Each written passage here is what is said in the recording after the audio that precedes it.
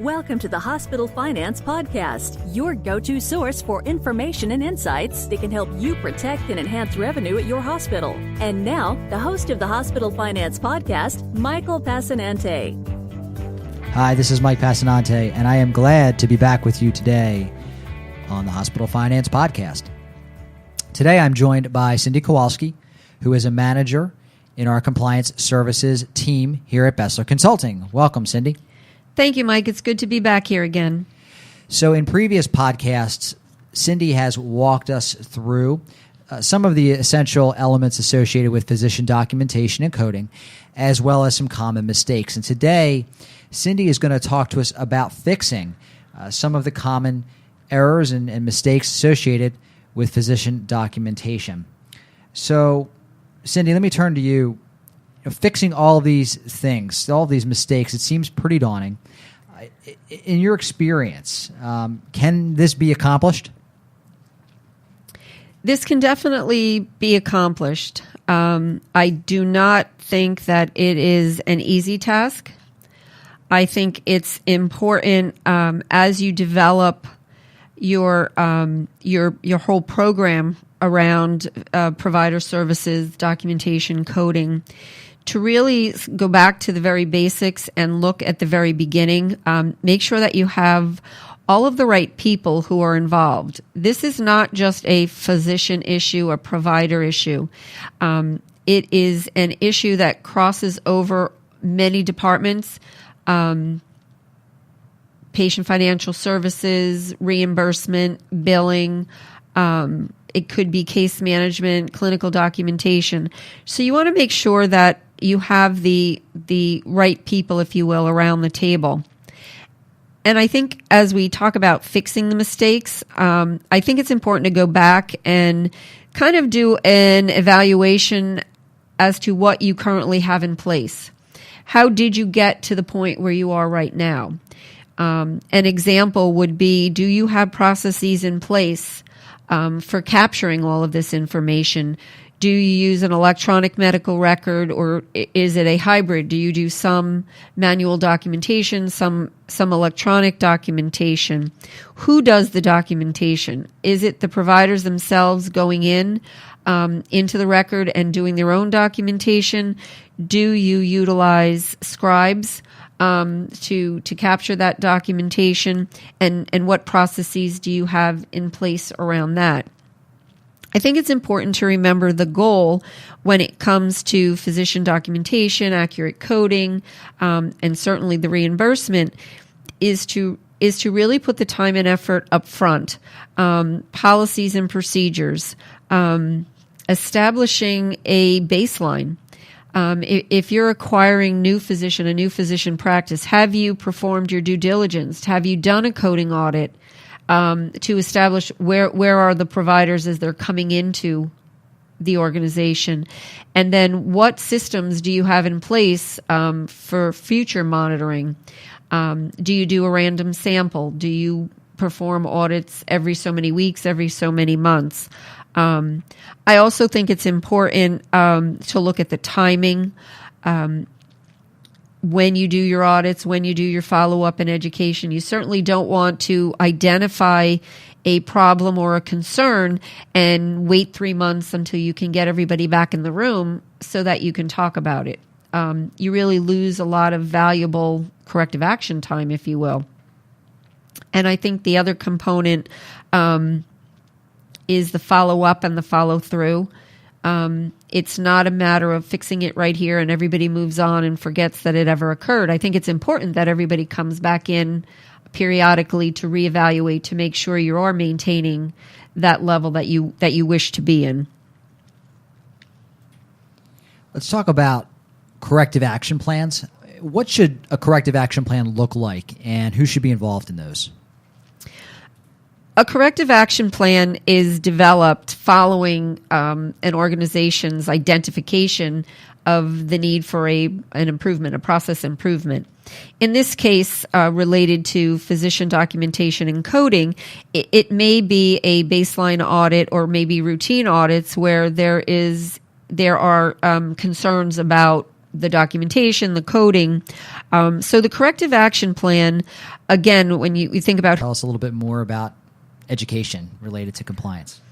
Certainly. In a previous pod, I think one of the items I gave as a takeaway was educate, educate, educate. And I think that it is imperative for organizations everywhere to continuously provide the education and training. I don't think it is beneficial to assume it's a one and done and no additional education and training is necessary. I think that it is important to establish what you want to educate on, not necessarily just for the sake of educating. Establish what the objectives are, what the goals are. If you're educating providers based on documentation and coding, you'd want to be sure that you're including whatever best practices, any evidence-based information that you can provide. And again, it's a team effort. It's a matter of working side by side with the providers to establish that win-win as far as sending out clean claims, adjudicating them, and certainly getting your reimbursement. So that's really where I think education and training are important. So walk us through how you actually go about educating physicians. Educating physicians, I think educating any adult, I think it's important to remember that they are adult learners. They are not into the memorization and things like that. With physicians, I think it's important as we develop education programs is to understand what their needs are. Generally, physicians or providers will tell you that time is of the essence. It is often not easy to educate physicians. You want to determine, based on the group that you're working with, how best to educate. Do you educate them in a group, perhaps at a department meeting? Do you do one-to-one training? And I think when you're making those decisions with educating physicians, I think it's important that the takeaway would be you want to stick with specialties. It's very challenging for the educator to educate a group of physicians at a medical staff meeting where there may be 100 physicians in the room, and you're trying to provide, again, in this example, physician documentation and coding to a variety of specialties. The orthopedic physicians are going to have different needs and questions than the cardiologists or the nephrologists. So I think that's important. You want to make sure that whatever it is that you're providing as far as education, that it's meaningful, that it is time limited. A physician is only going to be able to give a certain amount of time given what they have to do each day. I think it's a balance to determine. Many physicians will say, stop me in the hall, stop me in the elevator, and give me the elevator speech for 10 seconds and I'm good to go. I think there is a balance. I think if you really want to perform comprehensive education that's meaningful, it's probably a 45-minute to an hour session. In addition, I think to make it beneficial to the physician would be to use the opportunity to perhaps use their own records, performing an audit on individual physicians in one specialty, and then being able to sit with them, perhaps one-to-one, and review those records, identify those areas where you found the documentation to be good versus areas where you would suggest improvements, and then make those suggestions rather than say you did this well, you didn't do this well, but offer some information to show them exactly what you mean. Give an example. We know that a lot of physicians will tell us that they prefer web-based training and education, and that is definitely beneficial. One thing that we're learning is if you're educating based on the results of an audit, for the initial education and training, we have found that it's been received a little differently if we're able to sit one-on-one with those records, as opposed to doing a web-based general education. Certainly for continuing education and general physician encoding education, I think web-based would be fantastic. Physicians can access it at their, when they have the time. I think there is a place for that. Specifically relating to, educating as a result of an audit, I think the initial would be best served doing face-to-face. There is also an opportunity at times where a peer-to-peer education session may be more beneficial than the clinical documentation team providing the education, or a case manager or a clinical nurse, where physician to a physician may be warranted for a variety of reasons. And I think they've all worked well, and it depends on the situation. And I think that's probably the takeaway. It's making sure that whatever it is that you're planning as far as the education, is that it is specific to your audience and based on whatever your objective is. And variety and creativity definitely have to play a part in this plan, right? Absolutely. Same old doesn't necessarily seem to work. Again, you want to make it as unique as possible. You want to understand, again, even prior to the session, maybe it's with the department chair, is to understand with all of the data and the results of these audits, what is it telling you? Is it telling you you need to look at medical necessity? Is it telling you that there's documentation related to review of systems and examination? Perhaps you're noticing a trend with the utilization of scribes.